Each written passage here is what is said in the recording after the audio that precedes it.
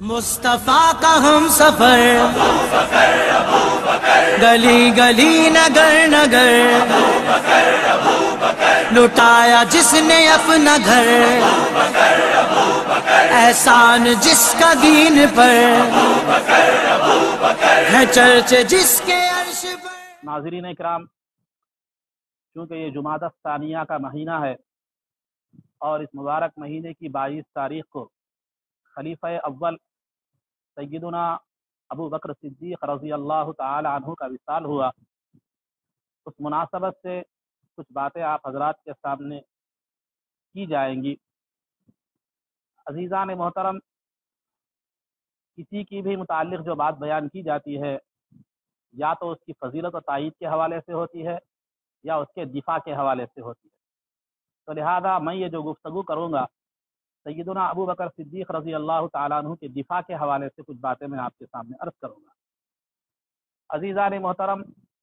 اہل سنت والجماعت کا یہ عقیدہ ہے کہ افضل الخلق بعد الانبیاء بالتحقیق سیدنا ابو بکر رضی اللہ تعالیٰ عنہ، کہ اہل سنت کا جو ہے نا عقیدہ ہے کہ تمام انبیاء کے بعد تمام امتوں میں آدم علیہ السلام سے لے کر سرکار دو عالم قیامت تک جتنی بھی لوگ ہوں گے، ان تمام لوگوں میں سب سے افضل انبیاء کے بعد اگر کوئی ذات گرامی ہے تو وہ سیدنا ابو بکر صدیق رضی اللہ تعالیٰ عنہ کی ذات گرامی ہے۔ اور پھر سیدنا ابو بکر صدیق رضی اللہ تعالیٰ عنہ کی ذات گرامی کے بعد دوسرا مرتبہ ہے سیدنا عمر ابن خطاب رضی اللہ تعالیٰ عنہ کا، پھر تیسرا مرتبہ ہے سیدنا عثمان ابن عفان رضی اللہ تعالیٰ عنہ کا، پھر چوتھا مرتبہ ہے سیدنا علی مرتضی رضی اللہ تعالی عنہ کا۔ تو لہذا اہل سنت کے پاس فضیلت میں یہی ترتیب ہے کہ سب سے افضل سیدنا ابو بکر صدیق رضی اللہ تعالی عنہ ہے، اور دوسرے مقام پر سیدنا عمر فاروق رضی اللہ تعالی عنہ ہے، تیسرے مقام پر سیدنا عثمان غنی رضی اللہ تعالی عنہ ہے، اور چوتھے مقام پر سیدنا علی ابن ابی طالب رضی اللہ تعالی عنہ ہے۔ لیکن جو ہے روافض اور شیعہ جس کو ہم کہتے ہیں، شیعہ سے میری مراد محب اور محبت کرنے والا نہیں ہے، بلکہ شیعہ سے مراد جو ہمارے عرف میں روافض کو جو شیعہ کہا جاتا ہے، جو سیدنا علی مرتضی رضی اللہ تعالیٰ عنہ کے معاملے میں غلو کرتے ہیں، تو لہذا وہ شیعہ وہ روافض میری مراد ہے۔ تو لہذا روافض جو ہے نا من کنت مولاہ فہذا علی مولاہ کی جو حدیث کو لے کر وہ سیدنا علی مرتضی رضی اللہ تعالیٰ عنہ کو سیدنا ابو بکر صدیق رضی اللہ تعالیٰ عنہ سے افضل بتانے کی ناکام کوشش کرتے ہیں۔ تو لہذا آئیے میں ان کا استدلال کس انداز کا ہے، پھر وہ کس حد تک صحیح ہے، اس حوالے سے کچھ باتیں میں بتاتا چلوں۔ سب سے پہلے ان کے استدلال پر میں بات کروں تو جو ہے یہ ہے کہ سرکار کے زمانے میں اور سرکار کے بعد صحابہ میں ایک ذہن تھا کہ سرکار دو عالم صلی اللہ علیہ وسلم کے بعد سب سے افضل سیدنا ابو بکر صدیق رضی اللہ تعالیٰ عنہ، یہ عام صحابہ کا ذہن تھا۔ خیر عام صحابہ کی مثالیں تو میں نے لوں گا، کہ سیدنا علی مرتضی رضی اللہ تعالیٰ عنہ کی ہی بات کرتے چلے۔ الصواعق المحرقہ جلد نمبر 1 صفحہ نمبر 187 مطبوعہ لبنان، یعنی لبنان سے جو چھپی ہوئی ہے، میں دارقطنی کے حوالے سے جو ہے نا سیدنا علی مرتضی رضی اللہ تعالیٰ عنہ کا قول نقل ہے کہ قال علی رضی اللہ عنہ لا اجد احدا یفضلنی علی ابی بکر وعمر الا جلدته حد المفتری، جو کوئی بھی مجھ کو سیدنا ابو بکر اور عمر رضی اللہ تعالیٰ عنہ پر فضیلت دیتا ہے، مجھ کو، میں اس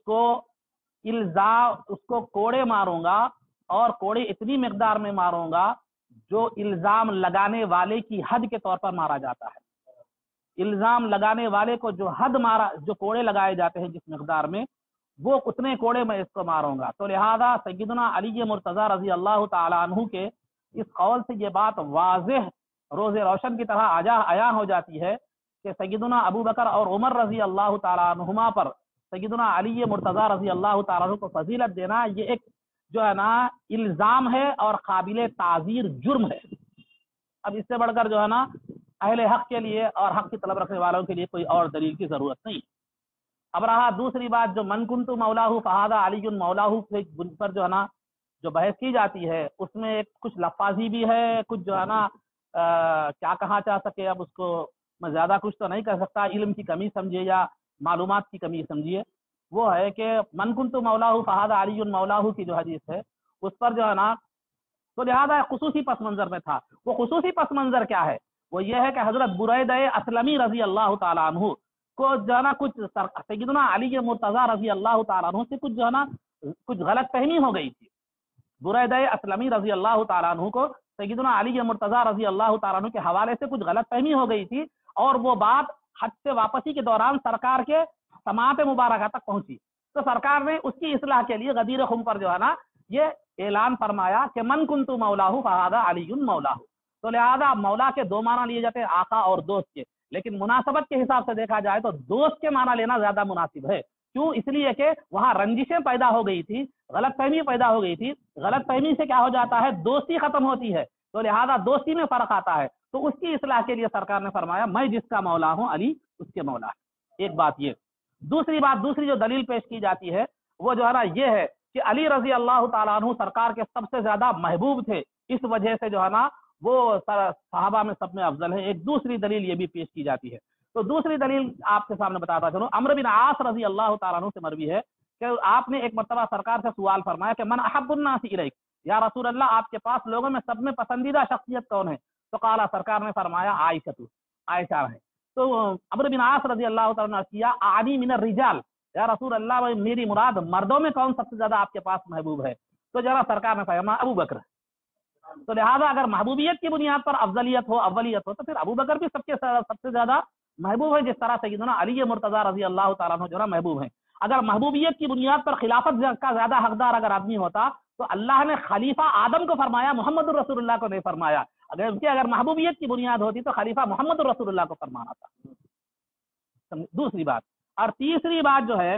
جب سرکار کا وصال ہو گیا،